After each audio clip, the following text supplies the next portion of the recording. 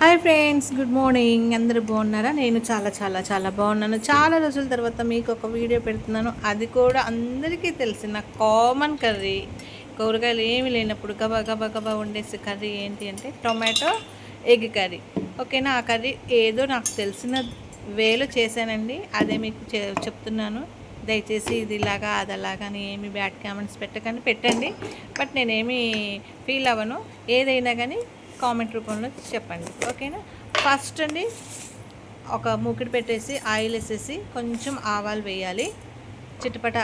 చిటపటలాడాలి. ఈలోపు మనం first eggs అనేది బాయిల్ చేసుకోవాలన్నమాట. నేను 5 ఎగ్స్ తీసుకున్నాను. అవి బాయిల్ చేసి పక్కన పెట్టాను.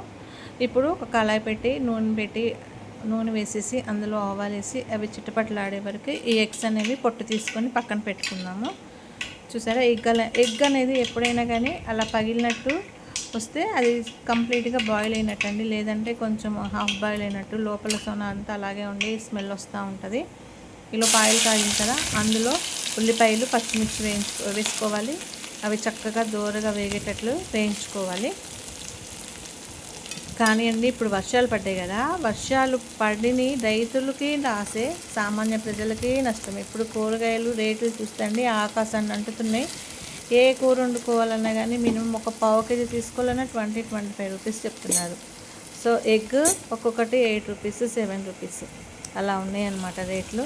చూసారా? కొంచెం ఉల్లిపాయలు వేగిన తర్వాత జీలకర్ర వేసుకోవాలి లైట్గా. అసలు మనకి ఏ కర్రీకైనా మెయిన్ ఫ్లేవర్ జీలకర్ర అండి. నేనైతే ఏ కర్రీలోనైనా జీలకర్ర మాత్రం బాగా వేస్తాను. ఎందుకంటే డైజెషన్ కూడా బాగా పనిచేస్తుంది కాబట్టి, హెల్త్కి చాలా మంచిది కాబట్టి నేను కొంచెం ఎక్కువే వాడతాను. అలా అది కూడా వేసి చక్కగా బ్రౌనిష్ కలర్లోకి వచ్చేదాకా వేయించుకోవాలి.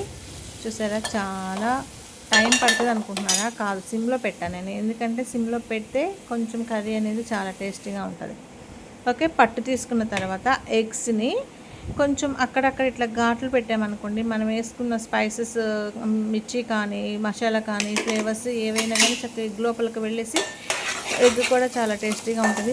అట్ ద సేమ్ టైం గుడ్డు ఉడకబెట్టేటప్పుడు ఫస్ట్ కంపల్సరీగా సాల్ట్ వేసుకోవాలండి. సాల్ట్ వేసుకుంటే గుడ్డు ఉడకటంతో పాటు కొంచెం ఎగ్ కూడా టేస్ట్ అనేది సపరేట్ ఉంటుంది. మనము సాల్ట్ వేయకుండా ఉడకబెట్టిన ఎగ్కి, సాల్ట్ వేసిన ఎగ్కి ఒకసారి మీరే చూడండి, డిఫరెన్స్ తెలుస్తుంది. ఓకేనా? అలా వేగిన తర్వాత ఇప్పుడు అందులో కొంచెం టమాటో ముక్కలు వేసుకోవాలి. మన కర్రీకి ఎంత అవసరం అనుకుంటే అంత టమాటా ముక్కలు వేసుకోవాలి.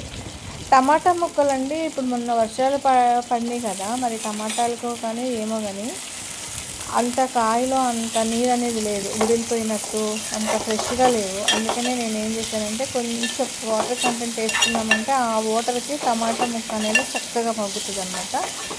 ఇలా టమాటాలు వేసుకున్న తర్వాత కొద్దిగా సాల్ట్ వేసుకోవాలి. టేస్ట్ తగ్గట్టు సాల్ట్, పసుపు కూడా కొంచెం వేసుకుంటే టేస్ట్ బాగుంటుంది. ముందు వేసుకుంటే కొంతమంది ఎగ్స్ ముందు ఫ్రై చేసుకుంటారండి, కానీ బట్ నాకు ఎందుకు అలాంటి టేస్ట్ నచ్చదు. ఇప్పుడు ఇట్లా వేసుకున్న దాంట్లో మనం కొంచెం ఒక చుక్క వాటర్ వేసుకుని అందులో ఎగ్స్ వేసి మళ్ళీ రీబాయిల్ చేస్తాయి అంటే కొంచెం మళ్ళీ బాయిల్ అవుతుంది కదా, ఆ టమాటా ముక్క ఉడికేలోపు మళ్ళీ ఎగ్ ఉడికేసరికి చాలా చాలా బాగుంటుంది. నాకు ఎందుకో అది ఆ ఫ్లేవర్ ఇష్టం నాకు. సో అందుకే నేను ఎగ్స్ అనేది వేయించలేదన్నమాట.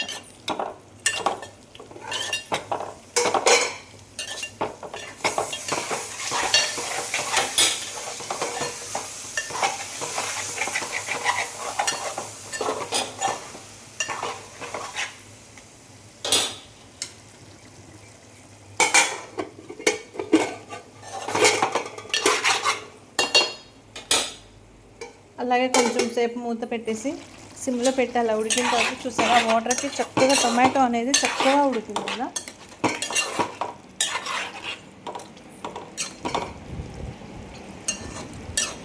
అలా కొంచెం మళ్ళీ ఒకసారి అలా కలిపి పెట్టుకొని కొంతసేపు మళ్ళీ ఉడికిన తర్వాత టమాటో అనేది మన ఇష్టం అండి. కొంతమంది దగ్గరికి రావాలి అనుకుంటే అలాగా చేసుకోవచ్చు, లేదు కొద్దిగా వాటర్ కంటెంట్ లాగా ఉండాలంటే